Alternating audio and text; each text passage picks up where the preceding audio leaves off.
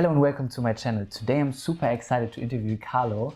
And Carlo is a product manager at HelloFresh. And previously he was a project manager. He will share tips and learnings about how you can transition into product. Let's do this. Okay. Now you work at HelloFresh as a product manager. Walk us a bit through your story. Like, where did you study? What was your first job after uni? And how did you land your first full-time job as a project manager? Hi everyone, I'm Carlo and I am originally from center of Italy and I studied my bachelor and master in management in Milan. And I also had a short experience abroad in India, in Calcutta, in IMC. And after that, it was COVID time and I was writing my thesis back home and I had to stay there a bit longer. I had some previous experience as an intern in KPMG, one of the big four. I had some experience in financial services and sustainability services. And that was the kind of trajectory that I was planning to take right after completing my studies. But then again, COVID hit and back home, I decided to change a bit plans and look for some experience abroad in Europe. And Berlin scene was quite interesting to me at the time, and that's why I started to plan for looking for a job in Berlin. And HelloFresh, it was quite interesting as reality. I'm a food lover, and of course, you're from Italy. Of course. Cheers for Peroni. Cheers for Peroni. By the way, we are drinking an Italian beer here, which is amazing, and it's super tasty. Very good. Thanks. I decided to move here in Berlin and having more international experience, and that's why I landed at HelloFresh as an intern. I was working in operations and supply chain, and that's where I got started in being involved in different projects in supply chain. First as intern, then junior, and then project manager. And that was I was doing for a couple of years before moving into product management. Cool, really exciting. And like, during your studies, did you heard about product management before? Was this always kind of on your career roadmap that, you know, I need to go through maybe a bit consulting and then I need to become a project manager in order to gain the relevant skills to become a product manager? Or did this kind of evolve bottom up? So you noticed like this like aha moment of like, oh, now I would like to become a product manager. Like, what was this impulse to like go in this career direction? Yeah, definitely I didn't plan to become a product manager. I didn't even know it existed when I was studying at university. I feel you. Didn't know about this career path, and that's why I went through let's work for one of the big four in Milan. That was the idea. But then working at HelloFresh is a heavily tech company. There is also this other department that we call HelloTech. And the latest project that I was involved in 2022 was around rolling out internal tools for supply chain in different markets where we are based. We are in the US, Canada, and Europe, as well as Australia. And we developed those internal tools for supply chain to digitalize and promote sustainability, decrease waste. And that's why I got involved in some of them and start having conversation with product managers, engineers, and designers. And I really loved the ways of working in that department in the company at HelloTech. And I really appreciate their way of asking questions around how can we deliver value to our users and customers? How can we back up our decisions and priorities based on numbers and data analysis? And that was somehow new to me, but I got really interested in that.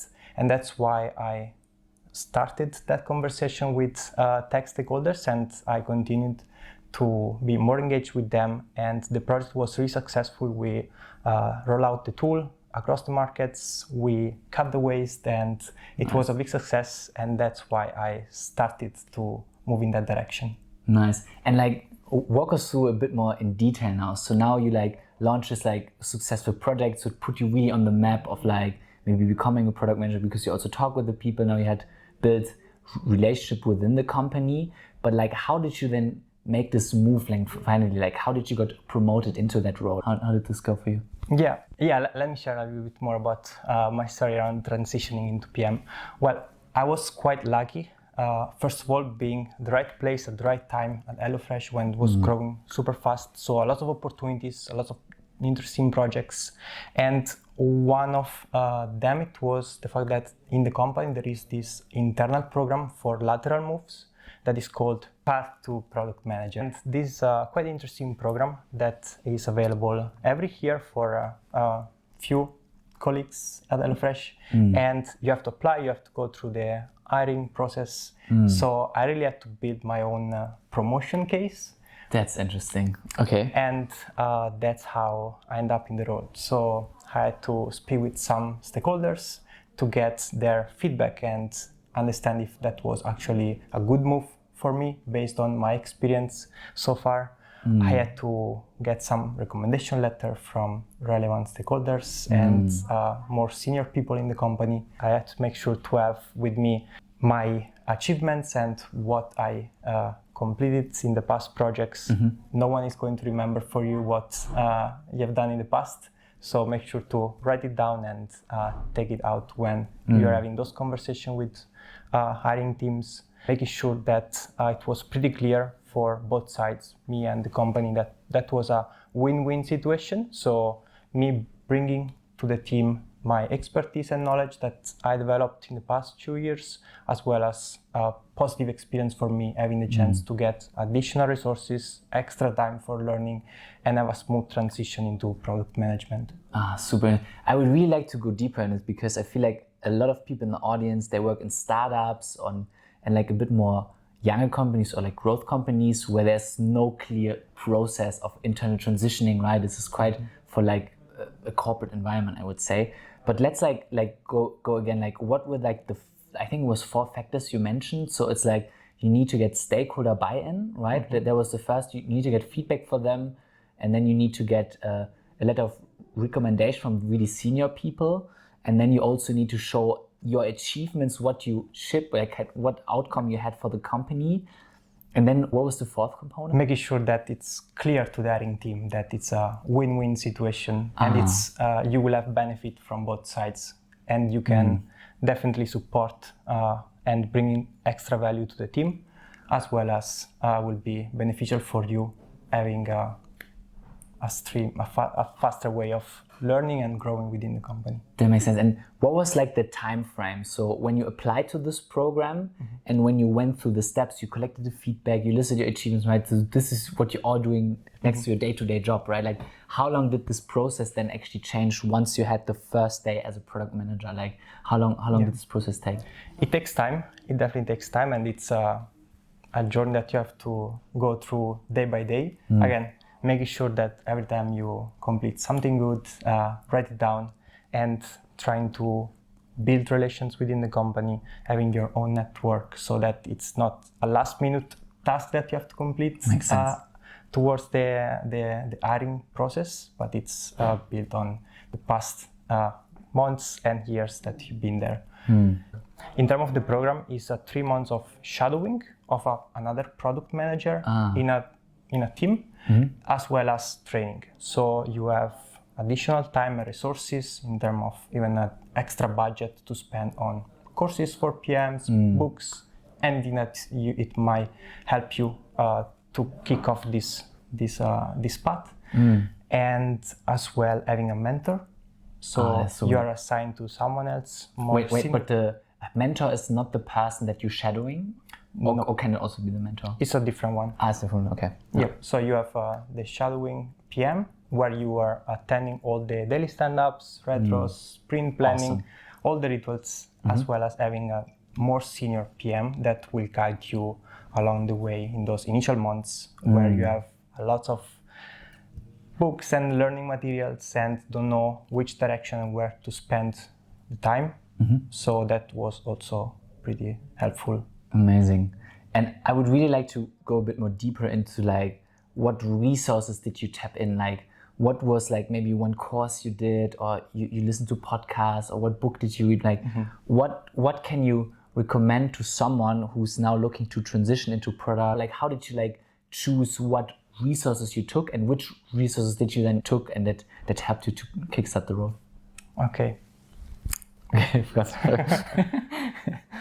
First, before sharing anything around this, you really have to make sure that you understand your motivation to move into product management, because it's understandable that you want to break into tech, break into product management, but you really need to have a motivation behind. So you want to make sure that you want to take ownership of the outcomes. You may want to make sure that you really go into details of implementation and speaking about tech and design specifications really in details, as well as making sure that you like to discover new products, finding bugs, testing out, and looking for areas of improvement as well. So let's make sure that you have a strong motivation, and some of those areas sounds right for you.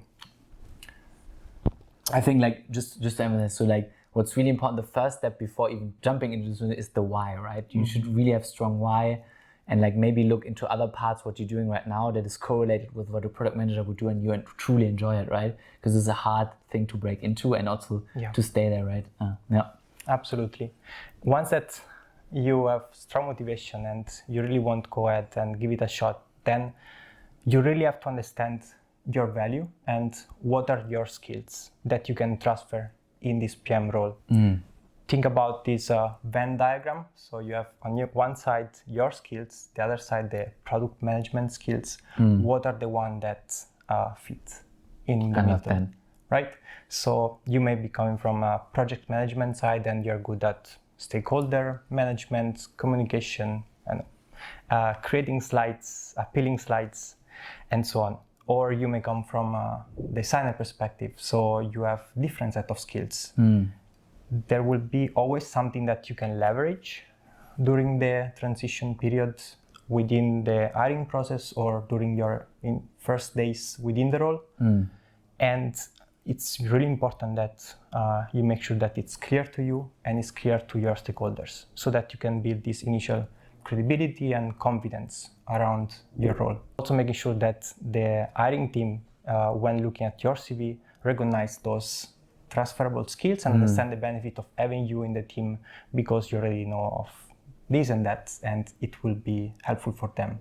So you don't have to do this alone. There are also mentors that can help you. I always recommend this ADP list mentorship platform, where you get free advices and you can start a mentorship program with other senior people or some other one that went through this process. And asking this question of what are your skills, what is your value that you can bring in the team, is something that you should think about before jumping into the role.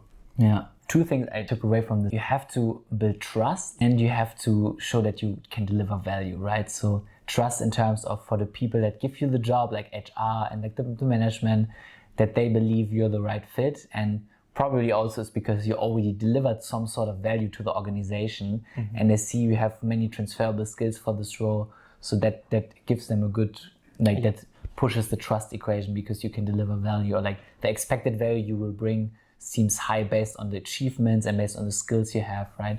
Absolutely. Yeah, that makes a lot of sense. I recommend to join a community, build your own network. There are lots of resources online and lots of material, and it's quite confusing at the beginning. So having chats in formal meetups with some other in person or online, where you can discuss what it worked for you, what it didn't work, that's really helpful.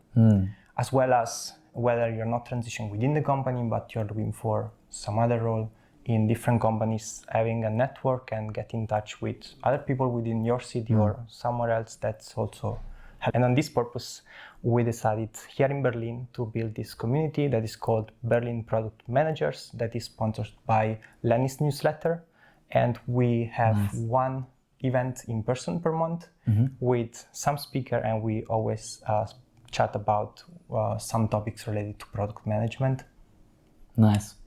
So go guys, check this out. Maybe you can explain a bit more about what was very easy for you, because now you have the context as a project manager to then make the transition, and especially what was very hard for you.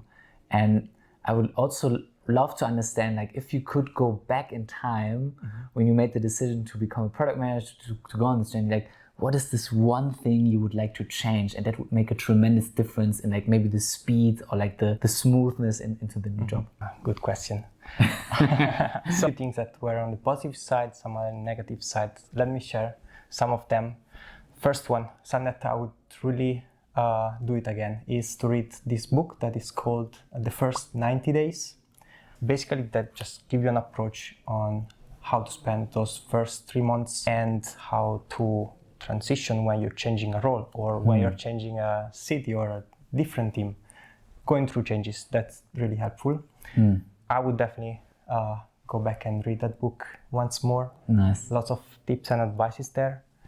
Then on the positive side, I said, so for me it was easier because of an internal transition. So I came into the team with certain credibility and expertise.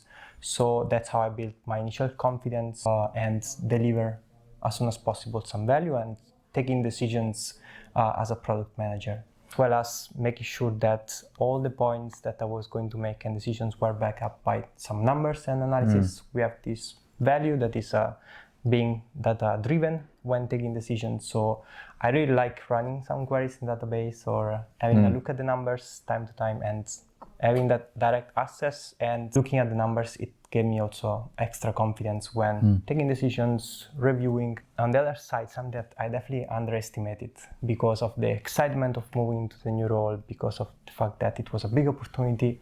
I underestimated the fact that you really have to know some tech and technical background. I feel you. You have a business background, right? I have a business background. Yeah, me too. Yeah, and that's a big I topic definitely underestimated that. And I tried to do something like having a LinkedIn course that is called Technology for Business. I had some chat with engineers, but definitely not enough. You really have to immerse yourself, I don't know, reading blogs or going through podcasts, whatever is the format that you prefer, to immerse yourself in this new terminology around tech. And that really helps you to have better conversations with your stakeholders, in particular with engineers. What is one thing you can recommend someone who's interested into transitioning into product? What should this person do on Monday now? Let's create a backlog for educational purpose. Nice. And let's put it there, all the resources that are relevant for your initial steps in this role as a product manager, and let's manage this backlog properly. So prioritize the most relevant one that will help you, and always trying to be curious and put something else in that backlog if you find it interesting. You really need to be curious and get engaged in this role with an open mind, making sure that you dedicate time. So block your calendar, making sure that you can spend some time within the week dedicated for the purpose of really simply learning, whether it's again, the tech side, some design, or whatever is needed within this role. Testing your product and looking for bugs, that's also something that you can do.